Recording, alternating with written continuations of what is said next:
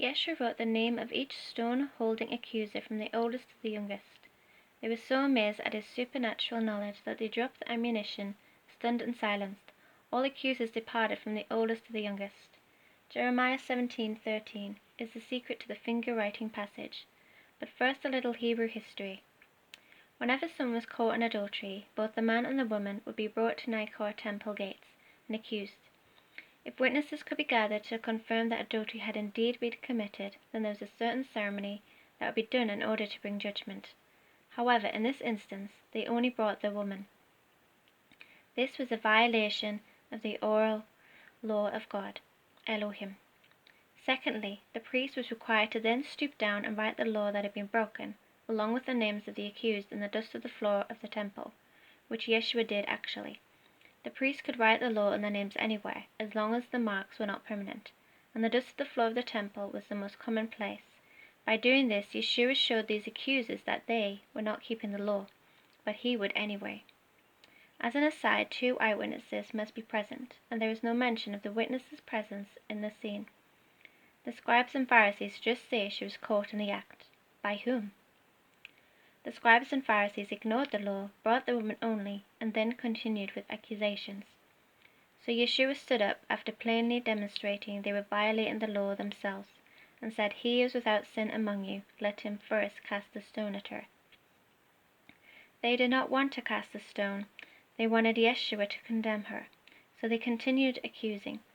To truly comprehend the verse that answers this age-old question, we need to know a little Hebrew. Every year on Yom Kippur, Day of Atonement, the Kohen Hagadol, high priest, would immerse up to 11 times in the mikveh, a baptismal tank, in order to be ceremonial cleansed between each separate portion of the day's sacrifices. At the end of Yom Kippur, the Day of Atonement, there was a celebration at its own, and there would be great rejoicing that God Elohim had received the sacrifice and everyone's sins had been rolled forward another year until Messiah came. To end the day and announce to everyone the party was over and it was time to go home, the high priest would come out and quote this verse: "O Yahweh, the mikveh of Israel, just as the mikveh purifying bath cleansed me on this day, may the Holy One Messiah, blessed be his name, cleanse all Israel when he comes."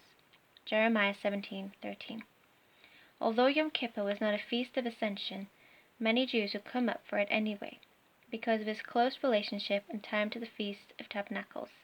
The entire verse is as follows: "Hope of Israel, Adonai, all who abandon you will be ashamed. Those who leave you will be inscribed in the dust, because they have abandoned Adonai, the source of living waters." Jeremiah 17:13.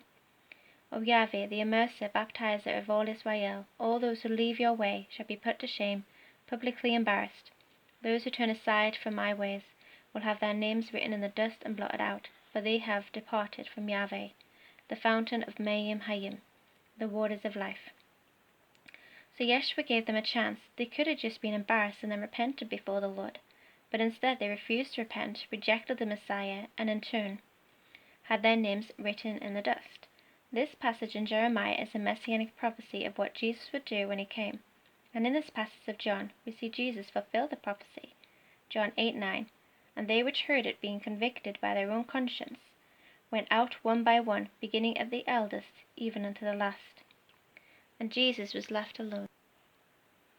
And the woman standing in the midst, they heard the voice of God Elohim in their conscience, the Spirit of God bringing to their remembrance all the times they heard the high priest quote the verse.